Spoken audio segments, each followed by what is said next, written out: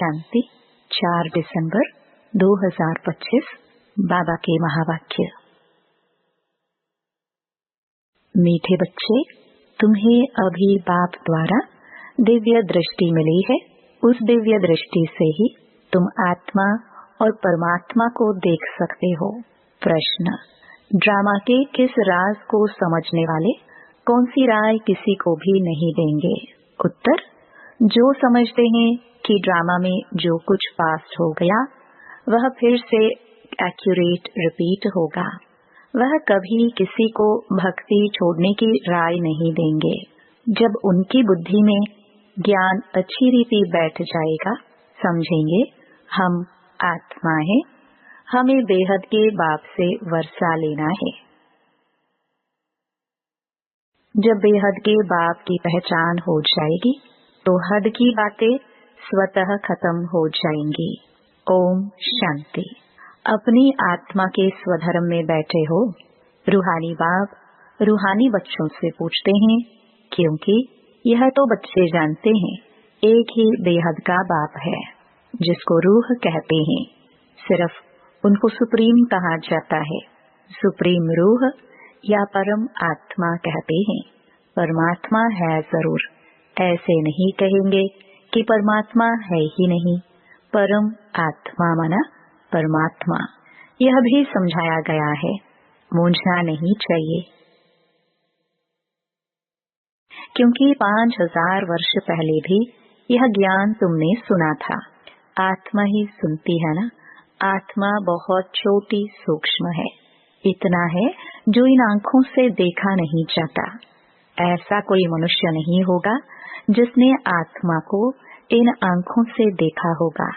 देखने में आती है परंतु दिव्य दृष्टि से, सो भी ड्रामा प्लान अनुसार। अच्छा समझो, कोई को आत्मा का साक्षात्कार होता है जैसे और चीज देखने में आती है। भक्ति मार्ग में भी कुछ साक्षात्कार होता है तो इन आंखों से ही वह दिव्य दृष्टि मिलती है जिससे चैतन्य में देखते हैं। आत्मा को ज्ञान चक्षु मिलती है जिससे देख सकते हैं, परंतु ध्यान में भक्ति मार्ग में बहुत भक्ति करते हैं तब साक्षात्कार होता है। जैसे मीरा को साक्षात्कार हुआ, डांस करती थी, वैकुंठ तो था नहीं, 500-600 वर्ष हुआ होगा। उस समय वैकुंठ था थोड़ी, जो पास्ट हो गया वह दिव्य दृष्टि से देखा जाता है।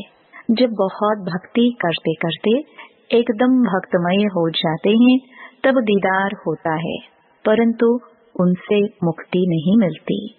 मुक्ति, जीवन मुक्ति का रास्ता भक्ति से बिल्कुल न्यारा है। भारत में कितने ढेर मंदिर हैं। शिव का लिंग रखते हैं, बड़ा लिंग भी रखते हैं, छोटा भी रखते हैं। अब यह तो बच्चे जानते हैं, जैसी आत्मा है वैसे परमपिता परमात्मा है। साइज सबका एक ही है, जैसे बाप वैसे बच्चे। आत्माएं सब भाई भाई हैं। आत्माएं इस शरीर में आती हैं पाठ बजाने, यह समझने की बातें हैं। यह कोई भक्ति मार्ग की दंत कथाएं नहीं है। ज्ञान मार्ग की बातें सिर्फ एक बाप ही समझाते हैं। पहले पहले समझाने वाला बेहद का बाप निराकार ही है। उनके लिए पूरी रीति कोई भी समझ नहीं सकते। कहते हैं वह तो सर्वव्यापी है, यह कोई राइट नहीं। बाप को पुकारते हैं, बहुत प्यार से बुलाते हैं, कहते हैं बाबा आप जब आएंगे तो आप पर हम वारी जाएंगे। मेरा तो आप, दूसरा ना कोई। तो जरूर उनको याद करना पड़े। वह खुद भी कहते हैं, हे बच्चों, आत्माओं से ही बात करते हैं। इसको रूहानी नॉलेज कहा जाता है। गाया भी जाता है, आत्मा और परमात्मा अलग रहे बहुकाल। यह भी हिसाब बताया है। बहुत काल से तुम आत्माएं अलग रहती हो, जो ही फिर इस समय बाप के पास आई हो, फिर से अपना राजयोग सीखने। यह टीचर सर्वेंट है। टीचर हमेशा ओबीडियंट सर्वेंट होते हैं। बाप भी कहते हैं, हम तो सब बच्चों का सर्वेंट हूँ। तुम कितना हुर्जत से बुलाते हो, हे पतित पावन, आकर हमको पावन बनाओ। सब हैं भक्तियाँ, कहते हैं, हे भगवान आओ, हमको फिर से पावन बनाओ। पावन दुनिया स्वर्ग को, पतित दुनिया नरक को कहा जाता है। यह सब समझने की बातें हैं। यह कॉलेज अथवा गॉड फादरली वर्ल्ड यूनिवर्सिटी है। इसकी एम ऑब्जेक्ट है मनुष्य से देवता बनना। बच्चे निश्चय करते हैं, हमको यह बनना है। जिसको निश्चय ही नहीं होगा, वह स्कूल में बैठेगा क्या? एम ऑब्जेक्ट तो बुद्धि में है। हम बैरिस्टर व डॉक्टर बनेंगे तो पढ़ेंगे ना। निश्चय नहीं होगा तो आएंगे ही नहीं। तुमको निश्चय है, हम मनुष्य से देवता, नर से नारायण बनते हैं। यह सच्ची सच्ची सत्य नर से नारायण बनने की कथा है। वास्तव में यह है पढ़ाई, परंतु इनको कथा क्यों कहते हैं? क्योंकि 5000 वर्ष पहले भी सुनी थी। पास्ट हो गई है, पास्ट को कथा कहा जाता है। यह है नर से नारायण बनने की शिक्षा। बच्चे दिल से समझते हैं, नई दुनिया में देवताएं, पुरानी दुनिया में मनुष्य रहते हैं। देवताओं में जो गुण है वह मनुष्यों में नहीं है, इसलिए उनको देवता कहा जाता है। मनुष्य देवताओं के आगे नमन करते हैं। आप सर्वगुण संपन्न हो, फिर अपने को कहते हैं हम पापी नीच हैं। मनुष्य ही कहते हैं, देवताओं को तो नहीं कहेंगे। देवताएं थे सतयुग में, कलयुग में हो ना सके। परंतु आजकल तो सबको श्री श्री कह देते हैं।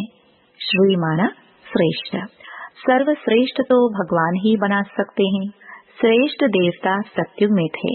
इस समय कोई मनुष्य श्रेष्ठ है नहीं। तुम बच्चे अभी बेहद का संन्यास करते हो। तुम जानते हो यह पुरानी दुनिया खत्म होने वाली है, इसलिए इन सब से वैराग्य है। वह तो है हठयोगी सन्यासी। घर बार छोड़ निकले, फिर आकर महलों में बैठे हैं। नहीं तो कुटिया पर कोई खर्चा थोड़ी लगता है, कुछ भी नहीं। एकांत के लिए कुटिया में बैठना होता है, न कि महलों में। बाबा की भी कुटिया बनी हुई है। कुटिया में सब सुख है। अभी तुम बच्चों को पुरुषार्थ कर मनुष्य से देवता बनना है। तुम जानते हो ड्रामा में जो कुछ पास्ट हो गया वह फिर से एक्यूरेट रिपीट होगा। इसलिए किसको भी ऐसी राय नहीं देनी है कि भक्ति छोड़ो। जब ज्ञान बुद्धि में आ जाएगा तो समझेंगे हम आत्मा हैं। हमको अब तो बेहद के बाप से वर्षा लेना है। बेहद के बाप की जब पहचान होती है तो फिर हद की बातें खत्म हो जाती हैं। बाप कहते हैं गृहस्थ व्यवहार में रहते सिर्फ बुद्धि का योग बाप से लगाना है। शरीर निर्वाह के लिए कर्म भी करना है। जैसे भक्ति में भी कोई बहुत नवधा भक्ति करते हैं, नियम से रोज जाकर दर्शन करते हैं। देहधारियों के पास जाना वह सब है जिस्मानी यात्रा। भक्ति मार्ग में कितने धक्के खाने पड़ते हैं, यहाँ कुछ भी धक्का नहीं खाना है। आते हैं तो समझाने के लिए बिठाया जाता है, बाकी याद के लिए कोई एक जगह बैठ नहीं जाना है। भक्ति मार्ग में कोई श्री कृष्ण का भक्त होता है तो ऐसे नहीं चलते फिरते श्री कृष्ण को याद नहीं कर सकते। इसलिए जो पढ़े लिखे मनुष्य होते हैं कहते हैं श्री कृष्ण का चित्र घर में रखा है, फिर तुम मंदिरों में क्यों जाते हो? श्री कृष्ण के चित्रों की पूजा तुम कहाँ भी करो। अच्छा, चित्र न रखो, याद करते रहो। एक बार चीज देखी तो फिर वह याद रहती है। तुमको भी यही कहते हैं शिव बाबा को तुम घर बैठे याद नहीं कर सकते हो। यह तो है नई बात। शिव बाबा को कोई भी जानते नहीं। नाम रूप देश काल को जानते ही नहीं, कह देते सर्वव्यापी है। आत्मा को परमात्मा तो नहीं कहा जाता है। आत्मा को बाप की याद आती है, परंतु बाप को जानते नहीं तो समझाना पड़े 7 रोज। फिर रेजगारी पॉइंट्स भी समझाई जाती है। बाप ज्ञान का सागर है ना, कितने समय से सुनते आए हो, क्योंकि नॉलेज है ना, समझते हो। हमको मनुष्य से देवता बनने के लिए नॉलेज मिलती है। बाप कहते हैं तुमको नई नई गुह्य बातें सुनाते हैं। मुरली तुमको नहीं मिलती है तो तुम कितना चिल्लाते हो। बाप कहते हैं तुम बाप को तो याद करो। मुरली पढ़ते हो फिर भी भूल जाते हो। पहले पहले तो यह याद करना है, मैं आत्मा हूँ, इतनी छोटी बिंदी हूँ। आत्मा को भी जानना है। कहते हैं इनकी आत्मा निकल दूसरे में प्रवेश किया। हम आत्मा ही जन्म लेते लेते अब पतित अपवित्र बने हैं। पहले तुम पवित्र गृहस्थ धर्म के थे। लक्ष्मी नारायण दोनों पवित्र थे, फिर दोनों ही अपवित्र बने, फिर दोनों पवित्र होते हैं। तो क्या अपवित्र से पवित्र बने या पवित्र जन्म लिया? बाप बैठ समझाते हैं कैसे तुम पवित्र थे, फिर वाम मार्ग में जाने से अपवित्र बने हो। पुजारी को अपवित्र, पूज्य को पवित्र कहेंगे। सारे वर्ल्ड की हिस्ट्री ज्योग्राफी तुम्हारे बुद्धि में है। कौन कौन राज्य करते थे, कैसे उन्होंने राज्य मिला, यह तुम जानते हो और कोई नहीं जो जानता हो। तुम्हारे पास भी आगे यह नॉलेज रचता और रचना के आदि मध्य अंत की नहीं थी। गोया नास्तिक थे, नहीं जानते थे। नास्तिक बनने से कितना दुखी बन जाते हैं। अब तुम यहाँ आए हो यह देवता बनने, वहाँ कितने सुख होंगे। दैवी गुण भी यहाँ धारण करने हैं। प्रजापिता ब्रह्मा की औलाद भाई बहन ठहरे ना। क्रिमिनल दृष्टि जानी नहीं चाहिए, इसमें है मेहनत। आंखें बड़ी क्रिमिनल हैं, सब अंगों से क्रिमिनल है आंखें। आधा कल्प क्रिमिनल, आधा कल्प सिविल रहती हैं। सतयुग में क्रिमिनल नहीं रहती हैं। आंखें क्रिमिनल हैं तो असुर कहलाते हैं। बाप खुद कहते हैं मैं पतित दुनिया में आता हूँ। जो पतित बने हैं उनको ही पावन बनना है। मनुष्य तो कहते हैं या अपने को भगवान कहलाते हैं। झाड़ में देखो एकदम तमो प्रधान दुनिया के अंत में खड़ा है, वही फिर तपस्या कर रहे हैं। सतयुग से लक्ष्मी नारायण की डायनास्टी चलती है। संवत भी इन लक्ष्मी नारायण से गिना जाएगा। इसलिए बाबा कहते हैं लक्ष्मी नारायण का राज्य दिखाते हो तो लिखो, इससे 1250 वर्ष के बाद त्रेता। शास्त्रों में फिर लाखों वर्ष लिख दिए हैं। रात दिन का फर्क हो गया ना। ब्रह्मा की रात आधा कल्प, ब्रह्मा का दिन आधा कल्प। यह बातें बाप ही समझाते हैं। फिर भी कहते हैं मीठे बच्चे अपने को आत्मा समझो, बाप को याद करो। उनको याद करते करते तुम पावन बन जाएंगे, फिर अंतमति सोगति हो जाएगी। बाबा ऐसे नहीं कहते हैं यहाँ बैठ जाओ। सर्विसेबल बच्चों को तो बिठाएंगे नहीं। सेंटर्स, म्यूजियम आदि खोलते रहते हैं, कितने को निमंत्रण बांटते हैं। आखिर गॉडली बर्थ राइट, विश्व की बादशाही लो। तुम बाप के बच्चे हो। बाप है स्वर्ग का रचयिता, तो तुमको भी स्वर्ग का वर्षा होना चाहिए। बाप कहते हैं मैं एक ही बार स्वर्ग की स्थापना करने आता हूँ। एक ही दुनिया है जिनका चक्र फिरता रहता है। मनुष्यों की तो अनेक मतें, अनेक बातें हैं। मत मतांतर कितने हैं। इसको कहा जाता है अद्वैत मत। झाड़ कितना बड़ा है, कितनी टाल टालियां निकलती हैं, कितने धर्म फैल रहे हैं। पहले तो एक मत एक राज्य था, सारे विश्व पर इनका राज्य था। यह भी अभी तुमको मालूम पड़ा है। हम ही सारे विश्व के मालिक थे। फिर 84 जन्म भोग कंगाल बने हैं। अभी तुम काल पर जीत पाते हो। वहाँ कभी अकाले मृत्यु होता नहीं। यहाँ तो देखो, बैठे बैठे अकाले मृत्यु होती रहती है। चारों तरफ मौत ही मौत है। वहाँ ऐसे नहीं होता। पूरी एज लाइफ चलती है।